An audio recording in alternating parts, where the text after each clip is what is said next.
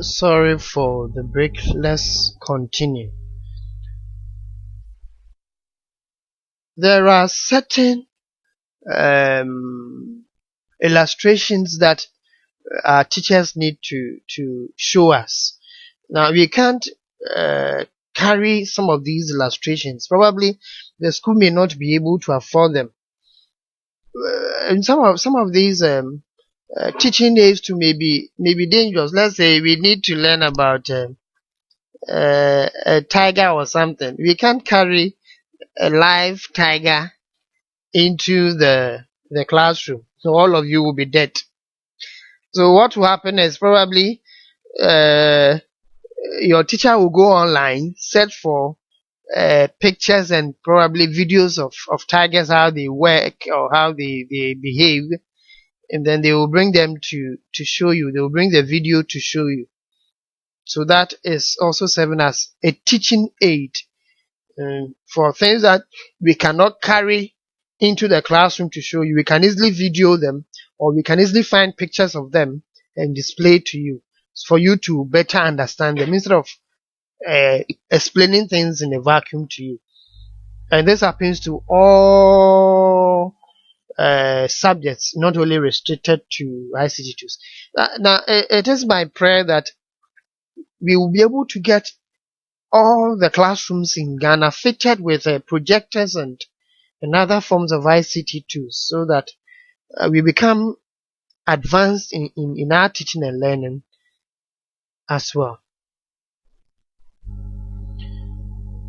ICT tools are also used to offer further explanation to the topics taught in school.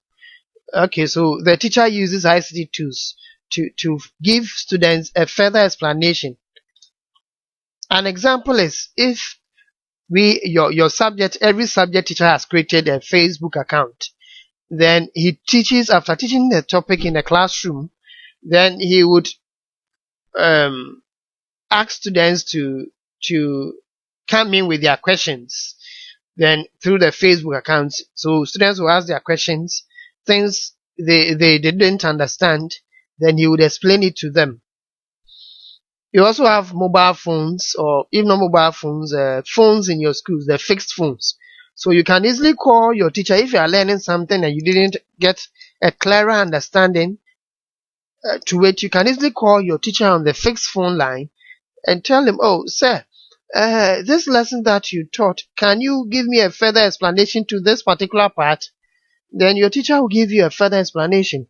You can also send him an email, and your teacher will respond appropriately to that email as well. So it helps us teachers to also give you further explanation into the lessons that we teach.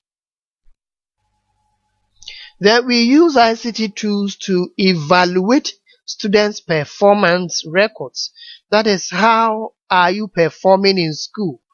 So you come to Form 1 first term, second term, third term, you are doing my subject. How will I be able to know that my student is progressing or retrogressing? Then it will help me to prepare on how I can help these students to become better. So we use it to check on your performance. Okay, we can also even give you assignment for you to do it there. Then we use it to check whether you are performing well or not. So we use ICT tools to help us to evaluate you, to know whether you are doing well or not. Even the school also uses it to check on the general performance of students, whether they are performing well or they are not. Let us come to the use of ICT tools to educationists and administrators. What do educationists use ICT tools for? What do educational institutions, the administrators, what do they use ICT tools for? ICT tools are used to evaluate educational programs. For instance, let's say they mount a subject in elective ICT for students. Now, our educationists want to check whether the lessons are being taught the right way by teachers, or the methods they use to teach, whether it's having a good impact on the students. Are the students able to grasp the content? Is the level of the content, is it okay for the students? Uh, so they will use various means. For instance, they can record the learning and teaching sessions, and then they will go and sit as education. They go and sit somewhere. They will look at the lesson, and then they will make suggestions. They will advise teachers. Maybe when you are teaching this topic, do it this particular way. In that way, it will be better for the student to understand. Okay, so they use it to also check on how we teach and how we also learn. Beside that, too, they also use it to evaluate the general performance of students. So if they see that students in this particular school are not performing well, okay, they come in, then they do various forms of recordings. They go back to their offices, they discuss it, then they come back to the school, then they use various programs to help improve the students' performance. Once they're able to do that, then it means that they solve the problem of students not performing well. Another way in which our educationists and administrators use ICT tools is to organize in-service training for teachers in order to update their knowledge and skills. Now, before somebody becomes a teacher, he goes through a formal education. He receives a certificate in a particular subject and how to teach that subject. So he comes back and then he delivers. But as time goes on, new information comes in as to how to better teach. Okay, or besides the teaching skills, there are also better information that can be given to the students. How will the teacher be able to know how to change or how to transform his teaching? Then there will be a need for something known as in-service training. In this situation, he will be a teacher, he will be working, but there will be times they will organize all of them and train them on how to better deliver lessons to students. So that is the in-service training.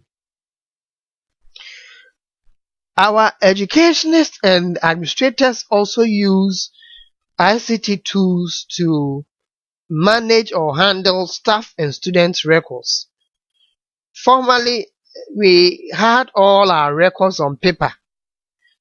Supposedly, if there should be rainfall, and then something happens to our buildings, it means all our papers are destroyed.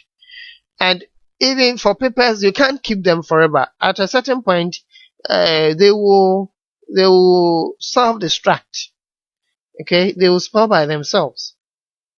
But now we use ICT tools to maintain all these records. So if we need the information about staff, let's say the number of years they have spent in teaching, how many years will they use to teach?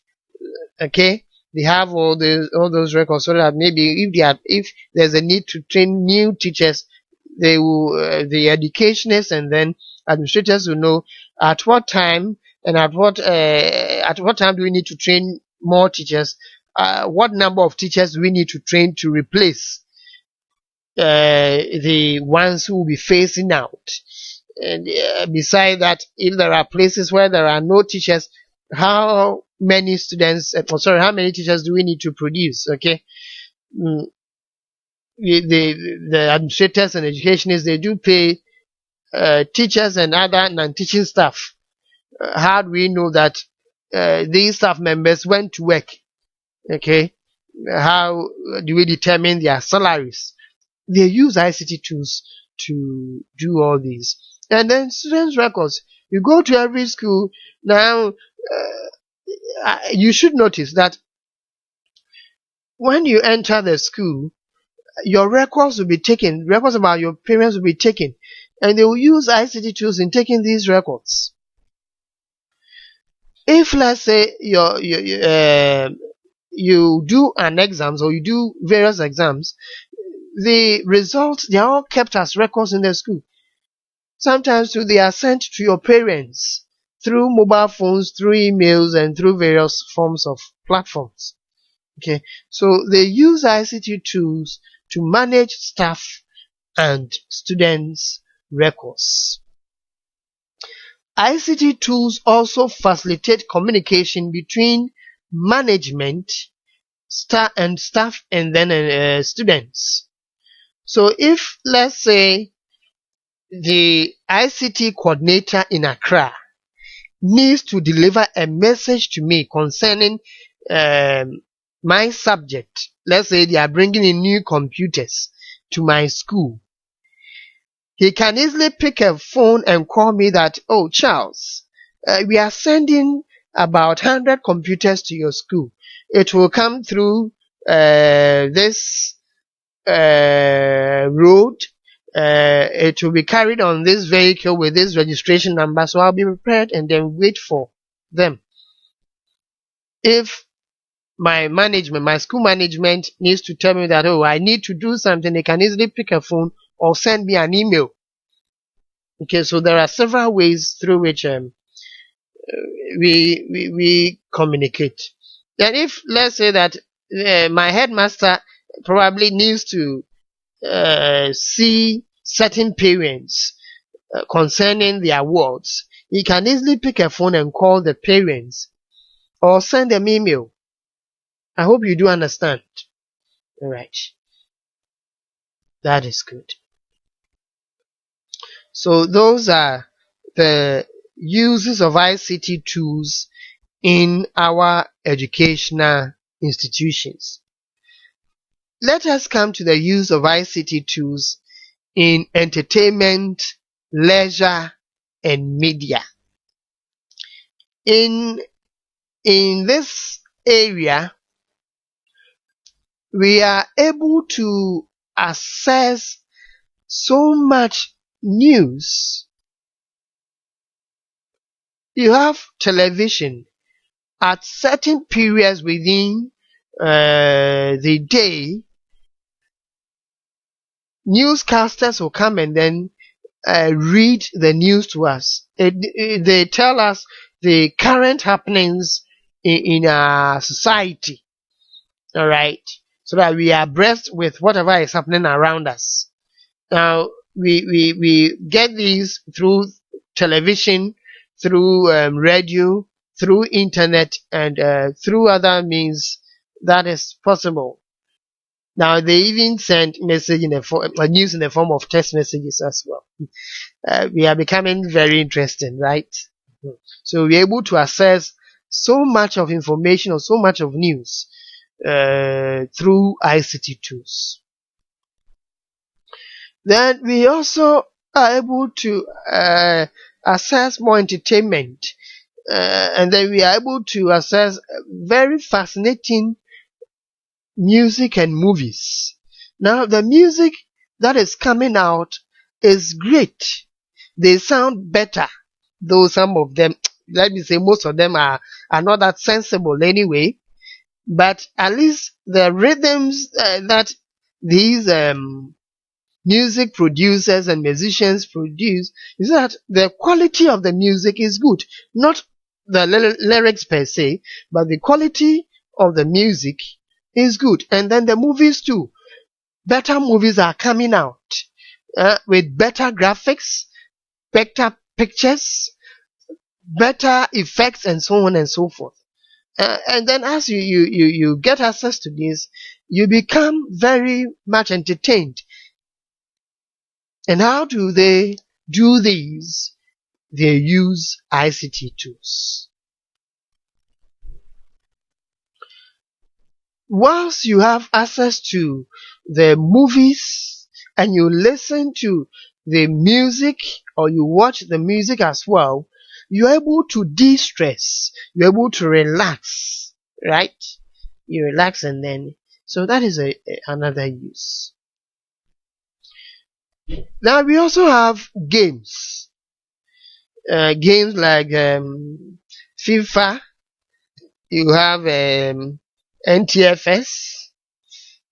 Mm, I'm not much of a game guy, so I don't know much of the games in the system.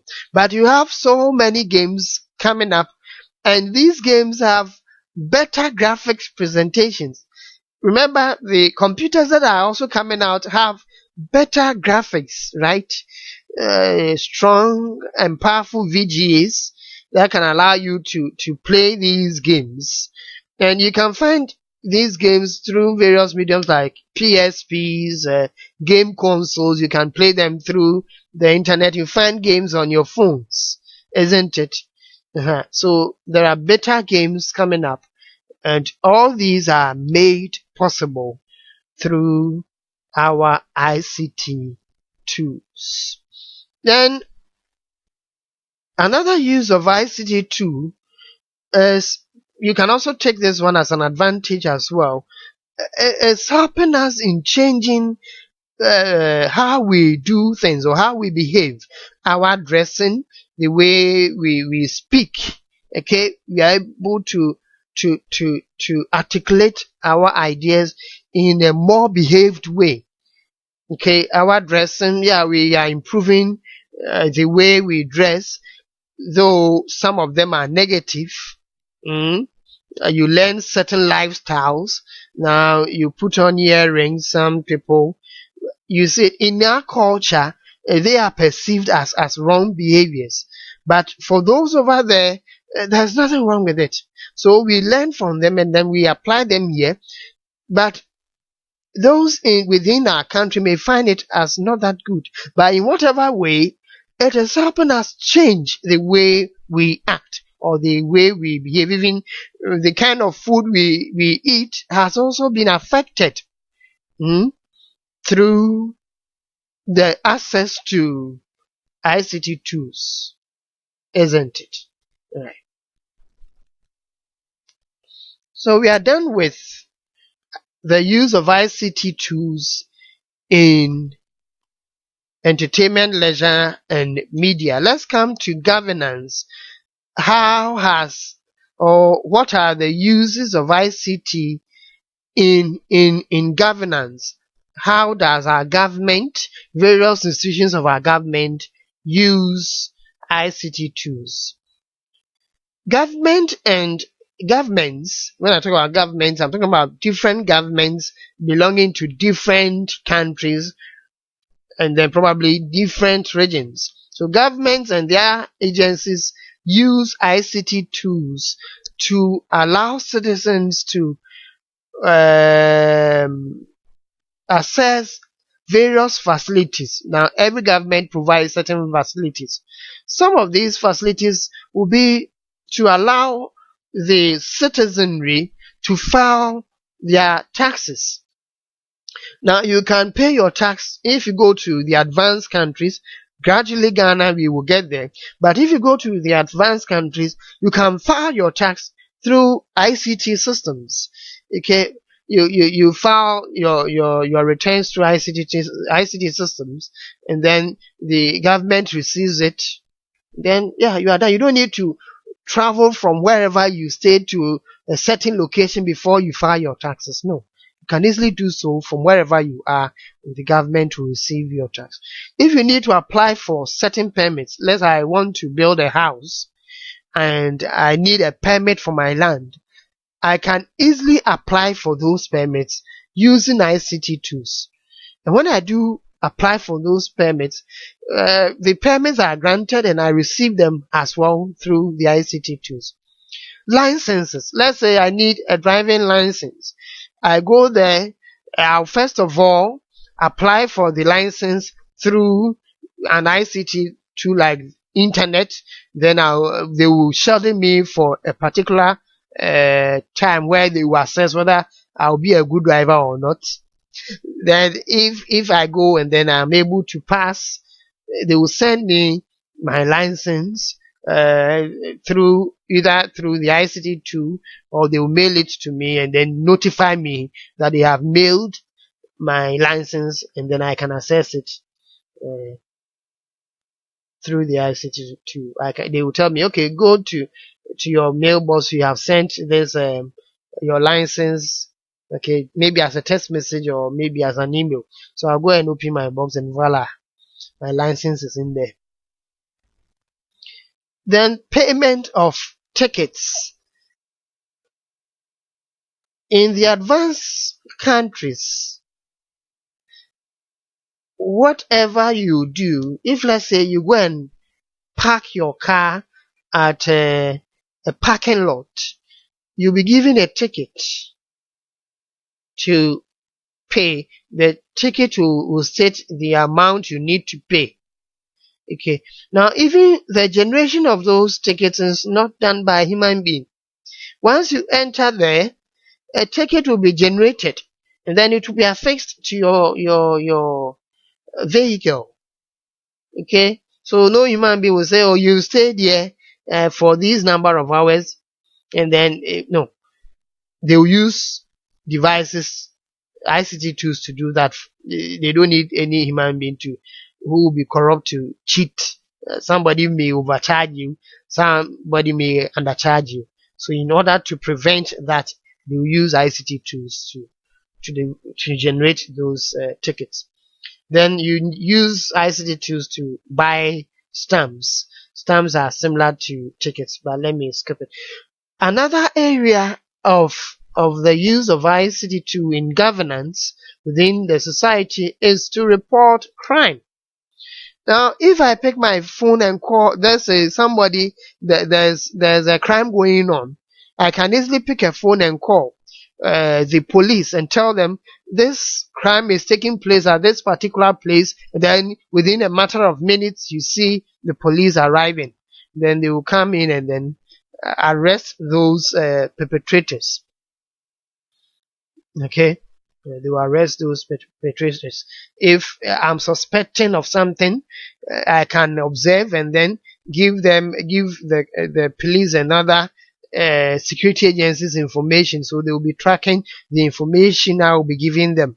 They can even bring in personnel with their gadgets to observe whatever is happening. Then once they get the final note that no, now we have all the evidence we need, then they can carry out their arrest.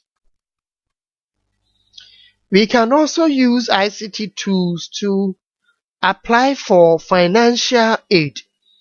In the advanced countries, if you are not able to work to receive the right salary, they have a certain amount of money they give to you to help you stay alive, so that you not be recognized as so poor, but rather at least you have something to live on. So if at a certain point you've lost your job and you are not able to work, you apply to the government and know this is what has happened to me, I need financial help, they will give you. In other situations too, let's say you need scholarship as a student, you are not able to pay for your tuition and your accommodation fees, and you are very, very brilliant, you can tell your government, oh, I need help.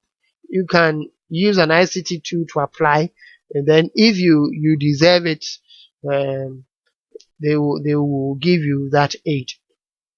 Vehicle registration, renewal of vehicle registration. Yeah, you can also use your ICT tools to renew your registrations, and then you can also use it to renew your driver's licenses too. So that is the use of ICT tools in governance. We have finished with the uses of ICT tools. Now we come to ICT careers. What kind of working opportunities does exist in ICT? There are several fields within the ICT, and they can be grouped in several ways. Now, these fields have their own professionals, and these professionals work in those fields. So we are now first going to look at the fields, and when we finish, we'll look at the professionals who do work over there.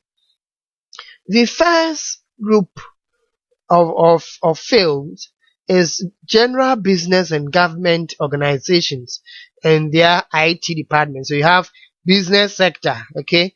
The business has its own various areas they use ICT tools for.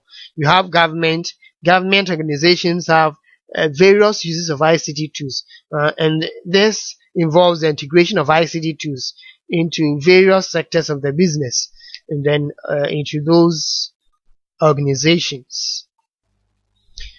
Then we have the computer equipment field. The computer equipment field, they are mainly concerned with the planning and designing and development of ICT tools, devices and equipment. Okay, so they are mainly concerned about what kind of devices would people need at this particular time. So they will design it. After designing it, then they will develop it. Then after developing those tools and devices, they distribute those devices or equipment to people to use. So we have the computer equipment or ICT equipment field. They are there. Then we have the computer software field. For computer software field is mainly concerned about the development of programs or softwares. Equipment need programs to work. Without the programs, they can't work. Alright. So we have people who are specializing in developing various softwares. Right? So that is that field too. We have the computer software field. Then we have the computer service and repair field. For the service and repair field, it involves repairing and maintaining ICT tools so that we can use them for a longer period and they can function as they are expected to function. They can work well without any form or very little challenges, right? So we have people who are mainly concerned with servicing our machines and excuse me, and repairing these machines. So we have the computer service and repair field. Then we have computer sales field. These are people, this field involves letting people know of the gadgets available. So for instance, they will come to people involved in that field and tell them, I want to use, let's say, a computer to do this set of activities. Then as they listen to you, they're able to help you choose and buy the appropriate device which will be useful to you.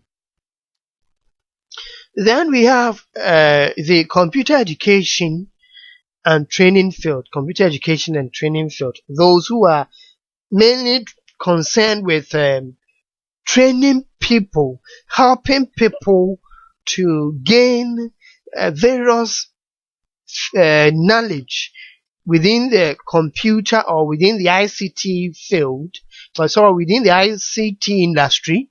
They train them to gain knowledge and then help them to gain skills as well.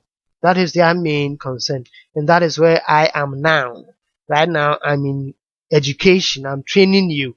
I'm giving you information on how to build your knowledge, and we also teach you how to use the computer to perform certain activities. If you are able to do them, then you gain the skills. We also have the consulting field. Now, the consulting field is concerned about giving advice on certain areas, not just any advice, but technical advice. So let's say the government will go and see someone who is a consultant, then you say, okay, I need to do this and that and that and that and that. So once they are told of what they want to do, then the consultants will give them advice on what they must do in order to achieve what they want. So that is another field in itself. So those are the fields. Let's come to the specifics, the career opportunities within the ICT industry sector. We have ICT instructors. The role of the ICT instructor is to teach and train. Alright, so he is someone who imparts knowledge and trains others to gain skills in either general or specific fields in ICT. Now, when you are going into a more specific area, then you are going into the technical area. So, an ICT instructor trains both end users and professionals. It trains you. If, let's say, I want to be a network technician, there will be an instructor who will come and teach me all that I need to know about network, about the networks and how to deal with that technical aspect. Yeah, how to be a technician in that side. Okay. If let's I need to know how to use Microsoft Word, there will be somebody who will teach me to do so. Right. So that is an instructor. Now I'm an instructor. I'm a content or educational provider. I teach you what you need to know. Then we have a programmer or a software developer. A software developer works in the software development field. Now, a software developer is a person who creates the computer programs. Programs, there are so many of them, as you will later learn. There are several types of programs, and whatever programs you need, you have a programmer or a software developer developing that software for you. So let's say I want to use the computer to do A, B, and C. You go and see a programmer, you tell him about it, then he will develop that program that will be able to do that A, B, and C for you. Then you buy it, come and use to do the A, B, and C. I hope you get the understanding. Then we have database administrators. If you remember, I have been mentioning records. There are people who are normally in charge of collecting, organizing, and maintaining these records. They will keep these records very well so that whoever needs to access the records, they will be able to access it. And at whatever time they need to access them, these people allow them to access it. If there are people who do not need to access these records, these people will make sure that such people do not gain the access to it. And those people are what we call as database administrators. They are concerned about collecting and keeping records, various forms of records. So you go to a bank, there will be a database administrator there. You go to a hospital, there's a database administrator. You go to a school, there's a database administrator. Sometimes you may find programmers for individual schools, but in other times too, you don't really find them in schools, but they work and then they create the programs for the schools to use. For instructors, you find them in schools. And sometimes they may not be in schools, but they may be teaching in the workplace. We have another field or another professional who is known as a network administrator. A network administrator is a person who connects computers and other ICT devices together.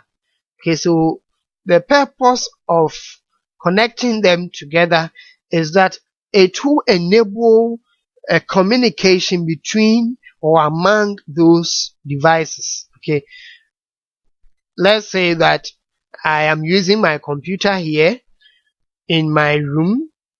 Then there's another friend using his computer in another room. How are we able to communicate through our computers? We will need a network administrator to do that for us. You need to connect it, and then he will need to control the network administrator. The major work for him to do is to control whatever happens on the network. So if there are certain people who need to access the network at a particular time, the network administrator will allow that person to access the network. If there are people who are not supposed to access the network, he will prevent them from getting access to it. Okay? Then he will be monitoring whatever activities will be going on. He will be giving you advice. You are doing this on the network. No, don't do that. If you want to use the network efficiently, this is what you must do. That is the work of the network administrator. So as I've said, he controls and manages the connected devices. Then he restricts access to unauthorized users. Then we have people who design websites. They create websites. Those who create websites are called web developers.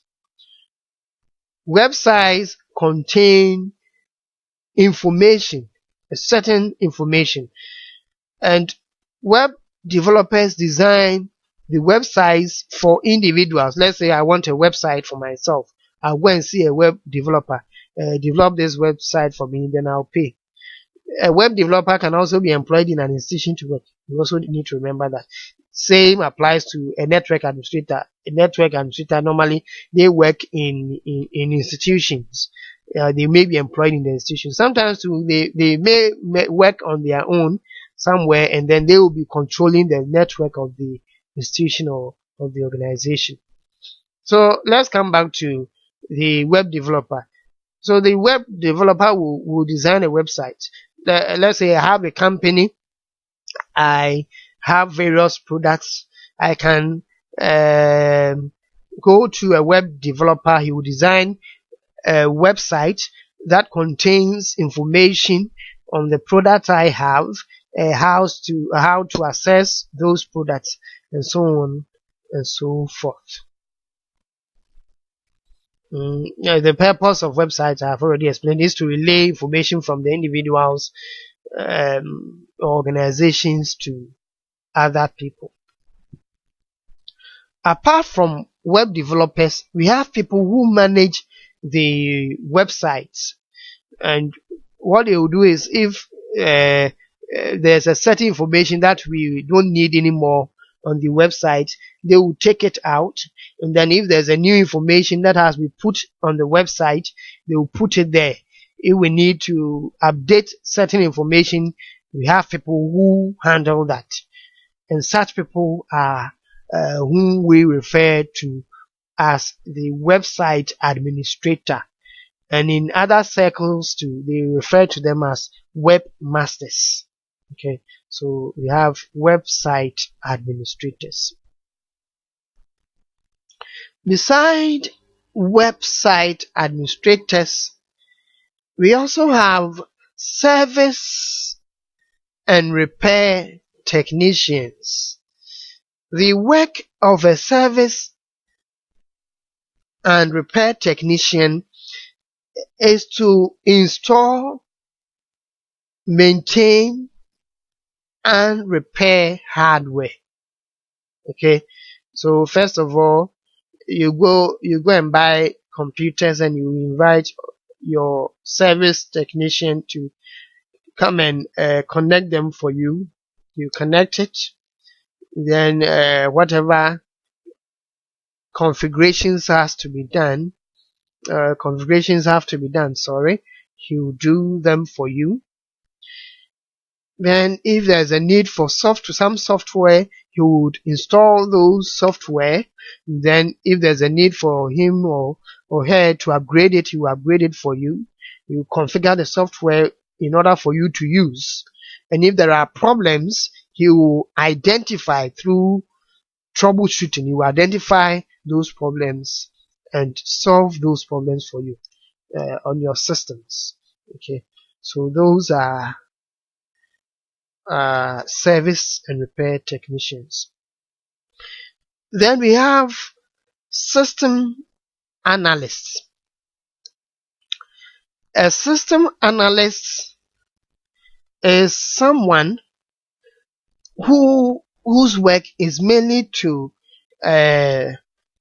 come to the institution.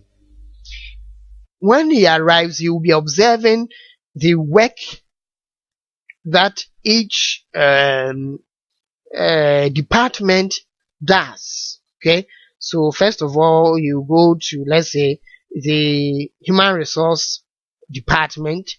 You ask them questions on how they perform their work. Then you'll be observing how they perform their work. You go to different departments, accounting, and then once you get to know all these, he would advise the organization, right, on the equipment, the kind of tools that the organization will need in order to help the various workers or employees within those departments to effectively work. Okay, so once he gives them the advice, then the organization can go ahead to purchase those equipment. Of course, we do have system analysts who are employed within organizations, and sometimes we do have system analysts who are not employed in the organizations, but they are contracted as consultants to come and do such work for them. So in essence, a system analyst is a person who studies the ICT technological needs of organizations in relation to the work that various workers do. Then afterwards, he helps the organizations to purchase ICT tools to satisfy those needs.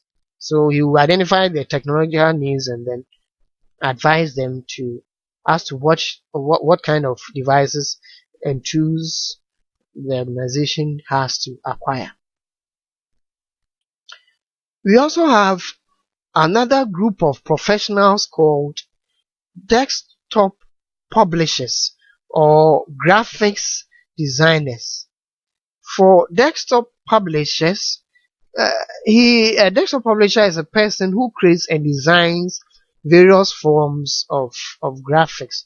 So if, let's say, I need a billboard, I'll go and see a desktop publisher. He design a new one for me. Let's say I need to advertise my company. He will design the billboard. I'll go and put it somewhere. People will observe it. Once they see it, it attracts them to read. And as they read, then they are attracted to my business.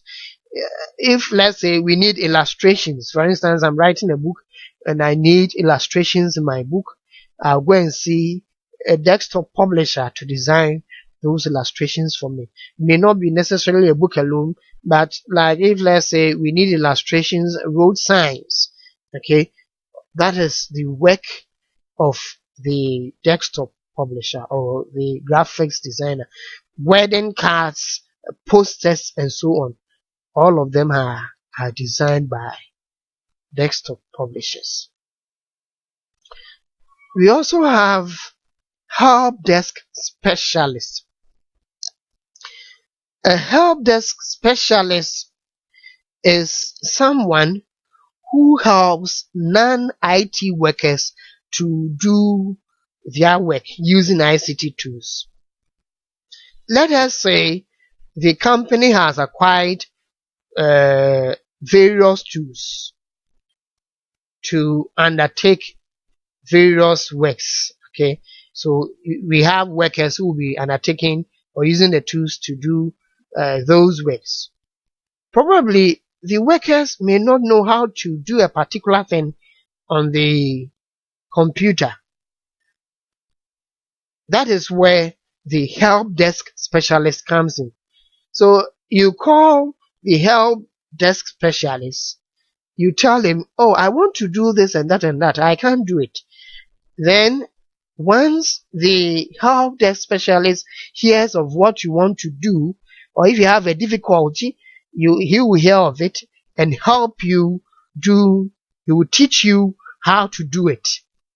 Okay, so once you learn how to do it, you already acquired the skill, then you can go ahead and do that. Right. So that is the work of the help desk specialist. We have another professional known as the IT salesperson.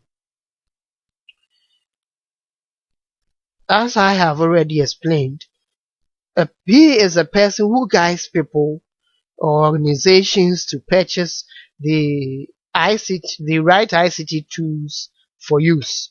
So first of all, you go to him, he will listen to what you want to use the ICT tools for. Then after hearing them, then he will say, okay, then you need to buy these devices with these capacities. Then if you listen to him, if you do take his advice, then he will sell those products to you. That is his profession.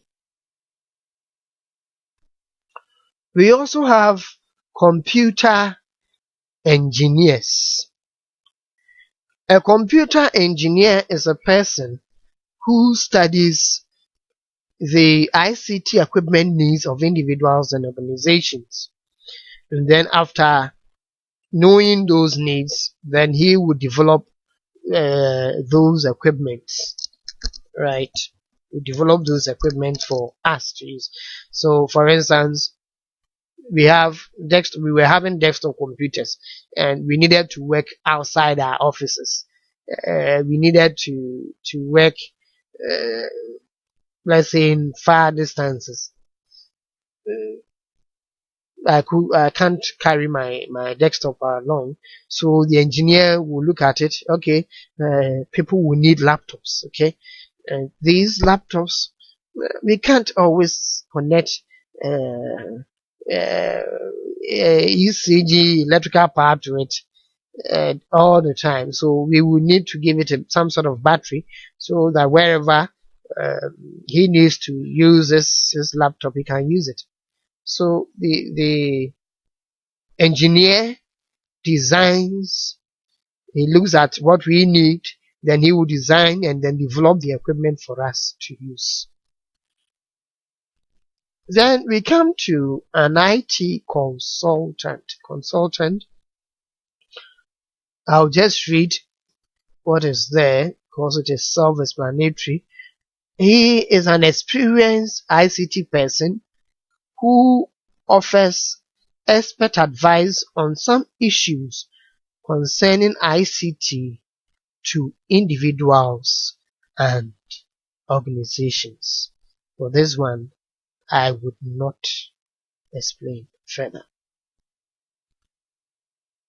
So you've heard of some of the professionals within the IT or ICT. I didn't talk about telecom, but that sector too is wow. It falls within ICT. I am not able to discuss that for the purposes of your learning for now, but you can go to professionals involved in that field, ask questions, then they will explain to you some of the things they do. Once you get to know of them, if you are interested, then you go ahead and then you prepare yourself towards it. So we are on the path of becoming a professional. I wish and I hope that I have been able to whet your appetite to become an ICT professional working within the ICT industry. What is the way forward? How do you prepare for an ICT career for yourself? The first step, as you are in school, in secondary school, is for you to do so well, pass so well in your WASI. Okay? You should learn very hard. Don't take any of the subjects for granted. Okay?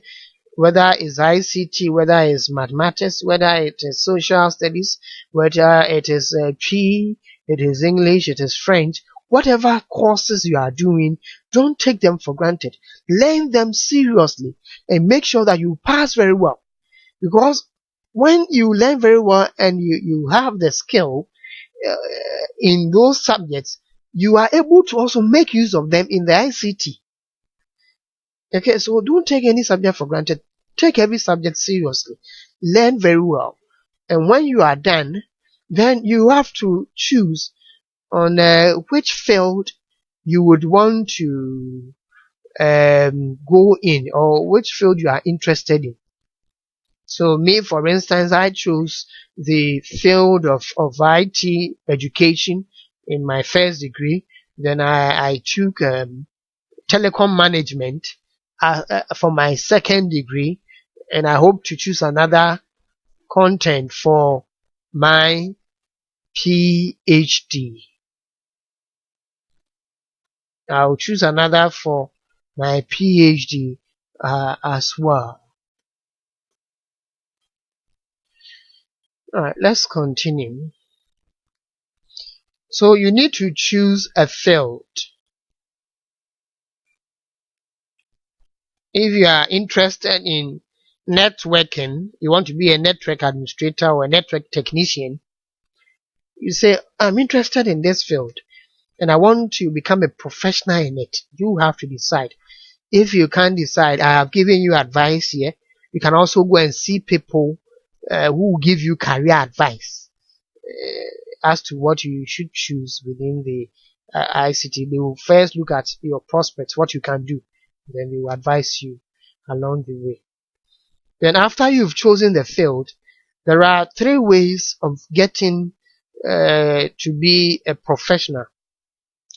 The first option is for you to attend an IT trade school to gain a professional certificate or diploma. Another way is for you to go to a tertiary institution like a university or a polytechnic, and then you go there for a degree or diploma either in computer science, computer engineering, or computer information systems. When you go abroad, they normally refer to information technology as computer information systems, CIS. It's the same thing, okay? So you choose to go to a tertiary institution, and then they will give you the necessary knowledge and skills in any of this. Or you can go for both. You can attend a trade school, and when you finish, you go for a tertiary certificate. Or you can decide to go for a tertiary certificate, which is a degree or a diploma. Then you go for, after when you finish, you go to a trade school. Then they will give you a training to gain a professional certificate or diploma as well. What is entailed in a trade school?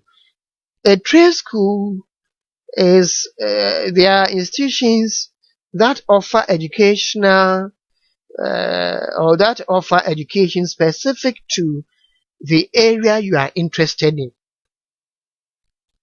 Let's say I am interested in networking.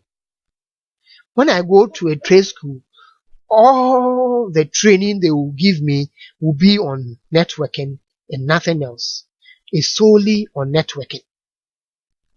Okay, that is the work of a trade school. They will be concentrating the training. They will give you both knowledge and the skills and the experiences specifically to the area you are interested in. That is all. All the practicals involved, you do it specific to that field. You don't do anything else beside it. Then they will give you they are mostly concerned about giving you professional and hands-on training. Okay, they'll give you hands-on training. They will not do extreme. Well, these days they do, but formerly they were not doing much of the theory things. But now they do give theory. But as I said, those theories and those skill trainings are restricted to the field you have chosen. And when you gain the training, they will examine you and then give you a non-tertiary certificate or diploma. Certificate, okay? They will give you a diploma or they will give you a certificate. Certificate is lower than diploma. So you have certificate, you have diploma, certificate. I hope I'm not confusing you. For those who graduate from trade schools, employers may choose to either employ you or refuse you employment. You need to understand this. If you go to a trade school alone, an institution may choose to employ you. But now what is happening is, in the formal sector, they are employing people who have a university degree, and if you have a trade school, and then they also employ people with a certificate from trade school. Okay, but they are going for people who have both. So if you just have a trade school certificate alone, it may not be a guarantee for you to gain employment. I hope I have made myself clear. But I'm not saying that you will not gain employment. When you go to some formal institutions too, all they need is for you to know what to do. So they will just give you the employment without any degree or university diploma. For trade schools, their education periods are not that long. Some train you for 3 months and they are done. Some also train you for 6 months. Others train you for let's say a year or 2, and you can work with it, with whatever training, whatever certificate they will give you. Okay, some too they put their education in series or in levels. So you come for level 1, you receive these set of skills, and you can go and work with it. You gain employment. Okay, then if you want to advance, you go for the 2nd level, and then the 3rd level, and then to whatever level there exists.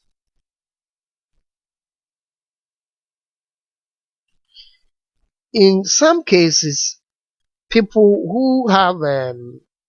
who first obtain trade school certificates, because you already have a certificate, and if the certificate is given by a recognized trade school, they, instead of maybe making you start, they will shift you from, let's say, level 100 to level 300, because they know you have a good level of skill. Okay, so they don't need to start you over. It's not every tertiary institution. It depends on the courses you have done. Okay, and then the results you obtained, the certificates, if they merit you for you to be placed above a certain level, then they will do so. If not, then they will make you start as those who have not gone through any form of trade school education. So some of the programs offered in trade schools are web development. You have programming, you have networking, you have computer graphics design, you have animations, you have personal computer support and security, and so on and so forth. So you go there, you tell them you enroll for, let's say, web development. You go and do web development for, let's say, 6 months, 1 year, 2 years, you are done and you are gone. Gain your certificate and you go and work with it. You want to do programming, they teach you a programming language, you are done and you go. Okay. But that does not mean that you should restrict yourself to, let's say, if you are interested in probably you may be interested in several fields. Let's say you are interested in web development and networking, or probably you are interested in computer graphics and animations.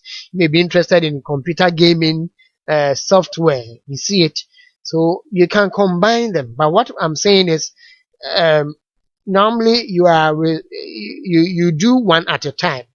Okay, you do one at a time, or you may do both at the same time, but mostly you separate them, because probably the contents or the lessons will be offered concurrently. So probably you can't be in two places at the same time.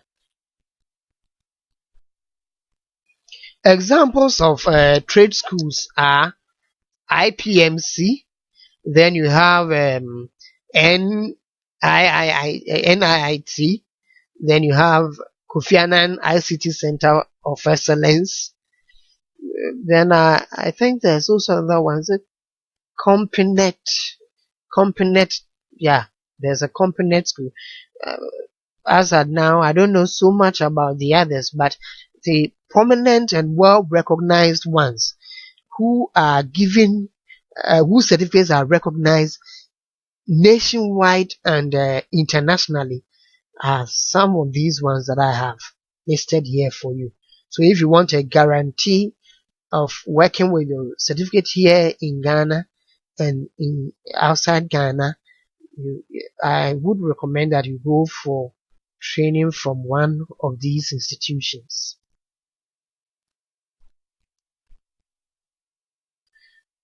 Then we have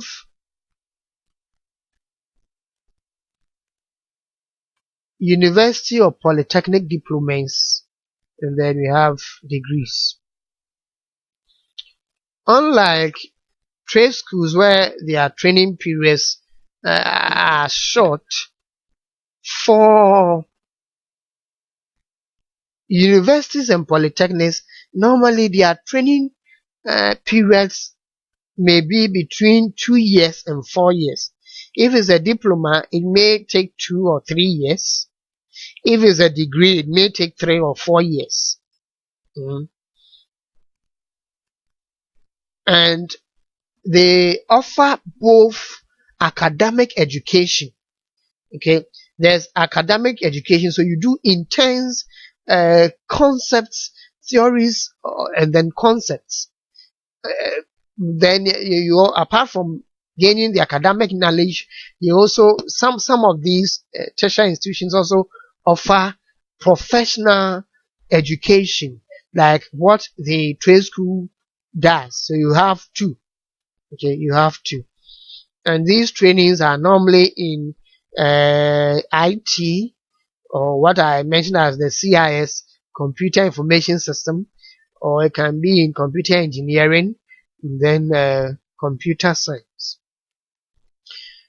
The programs offered by universities and polytechnics cover a wide range of courses. For trade schools, you selected, let's say, one course, and you go ahead and then learn that one. But for university diploma and polytechnic diploma or degrees, you do a wide range of courses. Okay, you do so many courses within those 4 years. So you will be doing networking, for instance. You'll be doing robotics. You'll be doing project management or IT project management, software development. You'll be doing communication skills. You'll be doing college mathematics, numerical studies, digital logic, and so on. You do so many courses. Okay, so you come out with a broad sense or a broad knowledge base, and then you are able to at least handle various bits from various sectors within the field. Then as you learn along, you develop a taste for a particular area. Then you decide that, okay, I'm going to concentrate more on this area when I finish school.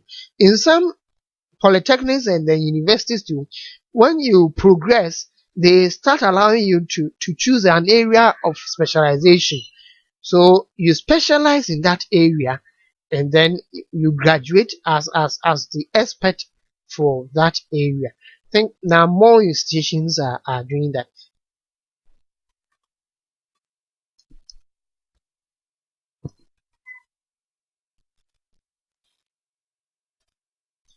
As I said earlier, you can also gain both trade school certificate or diploma, and also obtain a tertiary diploma or degree, right?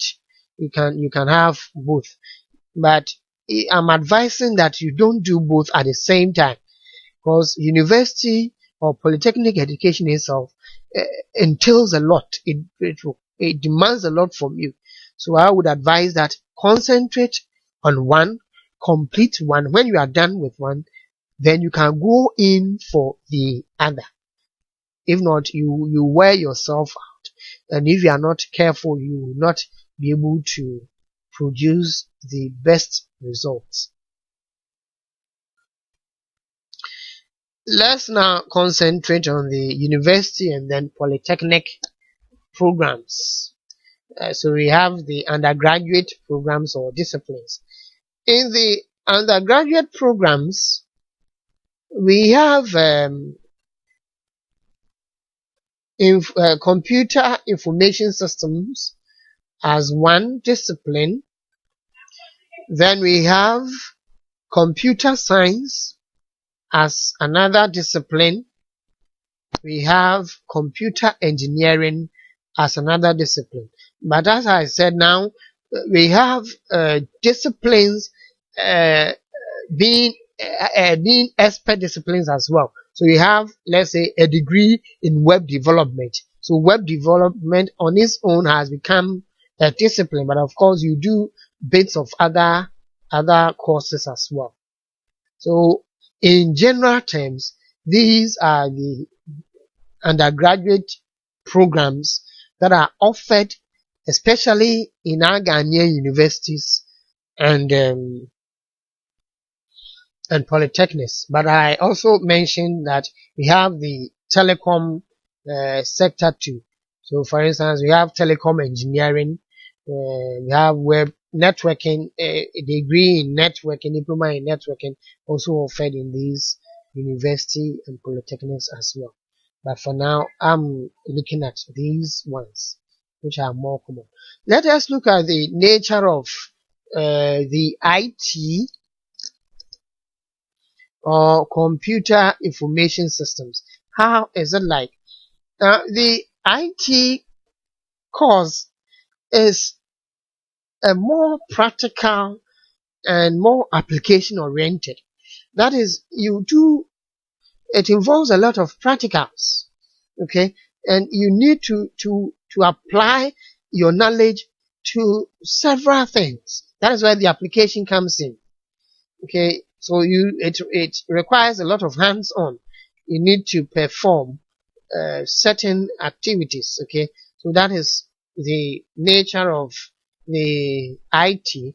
Then you also require, or you also learn some business, financial and accounting and management stuff as well. So you not only learn strictly the IT courses, but you also learn some business and some management and some financial or accounting courses too, because you are going to be more involved in business stuff. Okay, for instance, you'll be working in a bank. As an IT man, you should know bits and pieces about what banking is all about.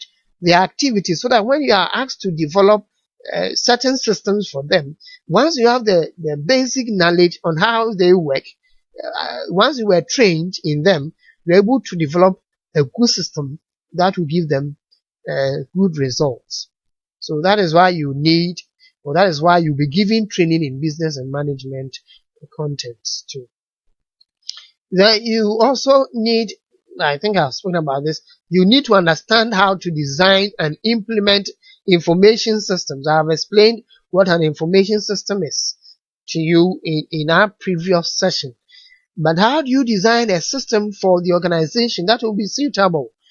Okay, what kind of equipment would you ask the institution to buy? What kind of training would be offered to the people who will be working within the institution? What kind of network systems, what kind of communication systems will the organization need? All these require an in-depth skills in these, how to develop systems. So in school, in your undergraduate program, and then in your whatever other program you would take after your undergraduate or your degree program, they will give you these trainings. Some of the certificates you may obtain are, as I said, we have diplomas, but for degrees, for undergraduate degrees, you have what we call as associate bachelor's degree of science, or associate bachelor's degree of arts, okay, in, let's say, IT or CIS.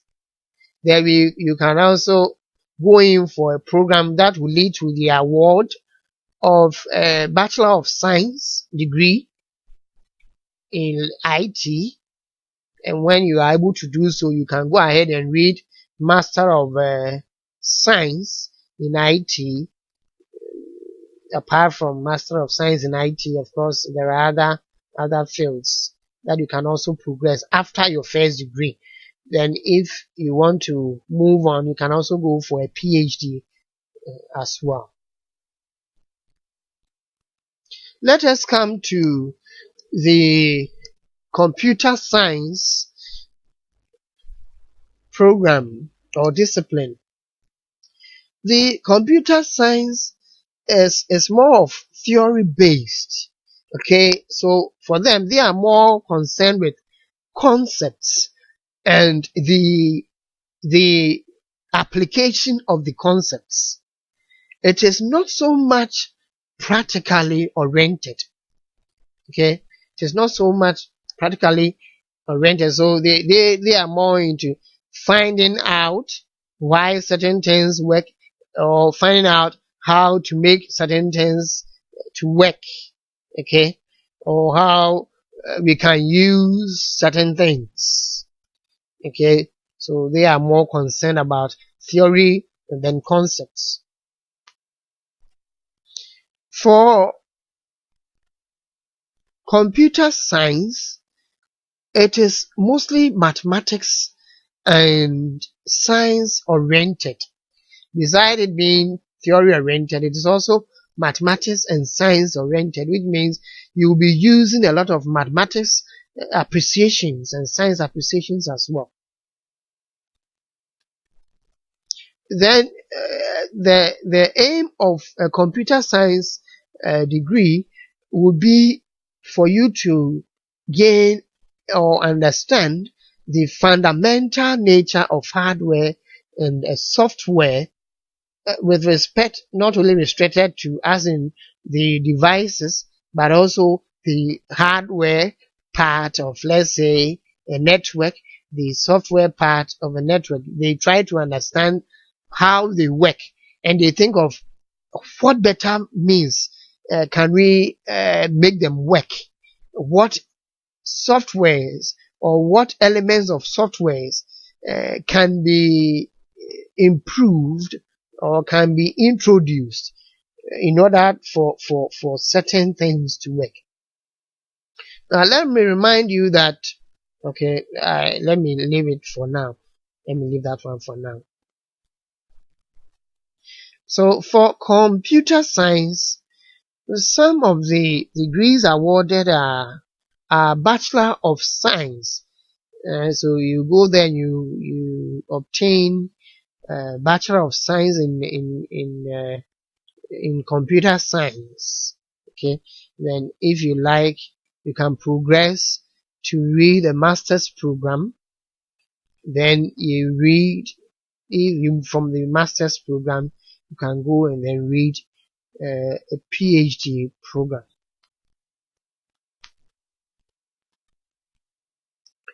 Whilst computer science is more concerned with theory and learn about the mathematical and scientific undertones of devices and of things, the computer engineering discipline is more design oriented. So first of all, the computer science will be learning why certain things happen. Then once he learns it, he tells the computer engineer.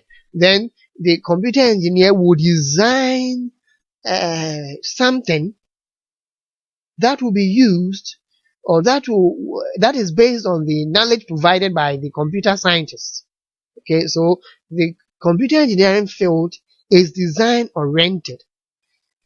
It also has mathematical and science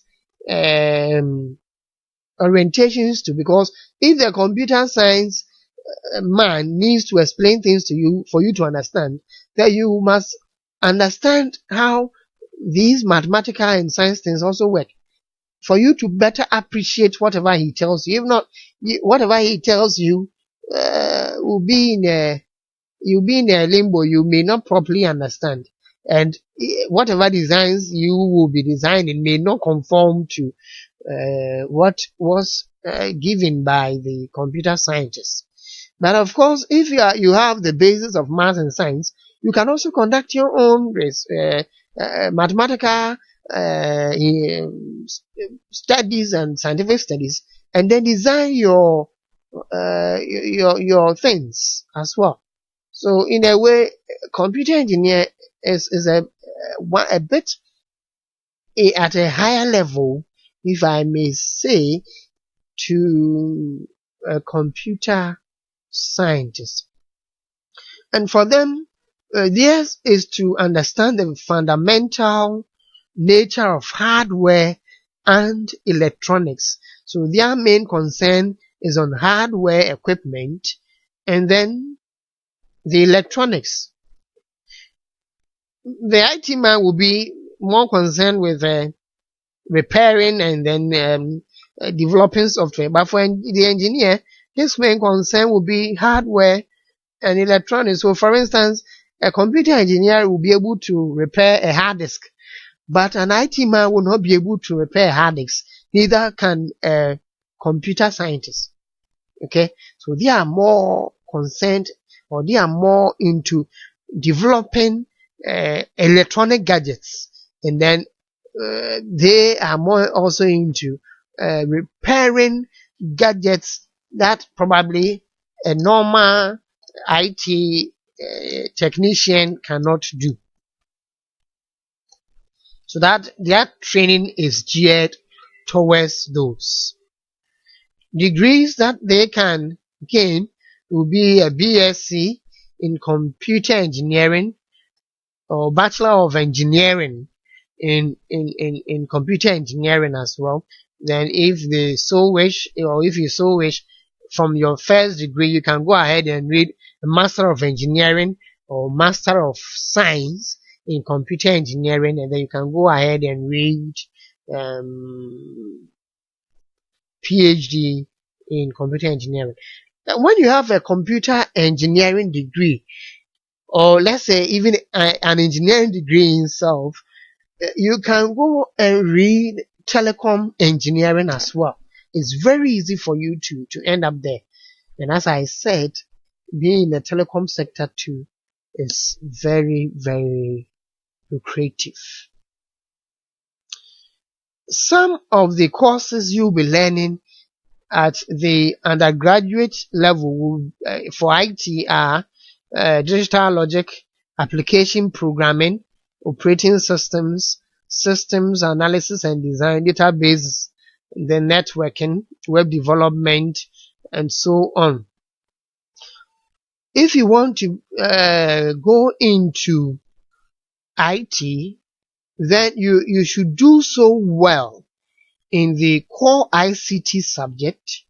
You should have a very strong background in the core ICT subject, and you should also have a very good background in the elective ICT subject too. Now, I'm guessing that once GES has paved the way for the examination of elective ICT, now it will be a requirement for you to have an ICT elective before probably you can be allowed to read an IT program. You also need a very strong mathematics and elective mathematics too. Core maths and elective maths, you should do so well in it. And sometimes you should have a business and organizational behavior skill or knowledge too. So you need to employ your social studies skills, your, let's say, CRS skills, and so on and so forth. Then you should be somebody who will be able to work in a team, because for IT you deal with a lot of people. You should be able to work with a lot of people.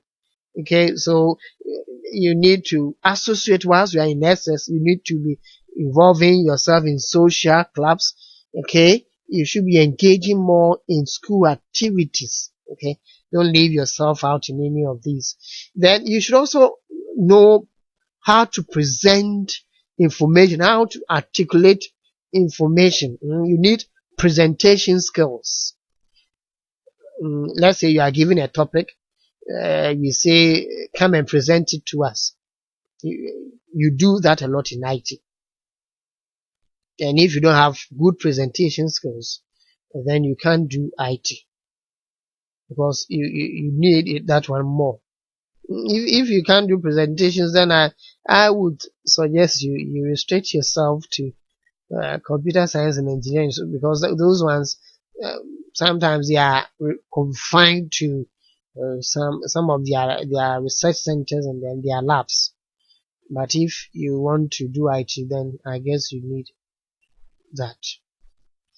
Some of the courses in computer science are artificial intelligence, data communications, data and file structures, operating systems, application and systems programming. In computer science, I said they do more of application programs, but for computer scientists, they do both application and system programming as well. Then we have systems analysis and design as well.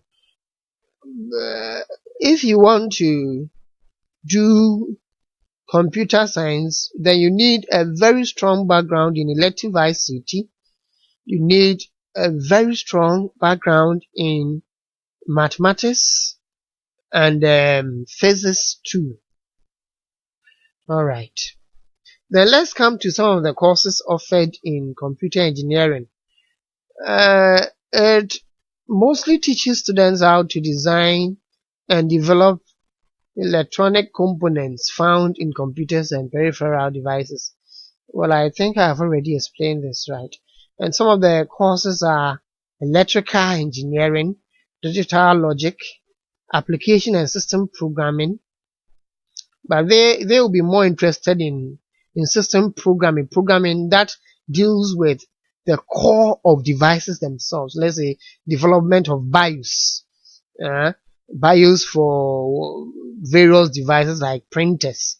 So if I connect my printer, the BIOS will run a plug-in software or plug and play software that will install some drivers. If I plug, if I connect a mouse, okay, so those are some of the kind of applications that computer engineers, the kind of system software that computer engineers are interested in. Then they also do data and file structures, networks, they do operating systems, and several of them. You require a strong background in elective ICT to do computer engineering, and then you also require a strong background in mathematics and physics too. Now, I'm not saying that the courses that are listed under these programs are restricted to them, because some of the courses cuts across the disciplines we have discussed so far. Alright, so we come to the end of our lesson and uses of ICT tools, and then the careers in ICT. I hope you have gained a very good understanding, and I believe right now you are deciding on which field you want to engage in as an ICT professional. We shall meet again in the next session to undertake the next lesson. Have a great day.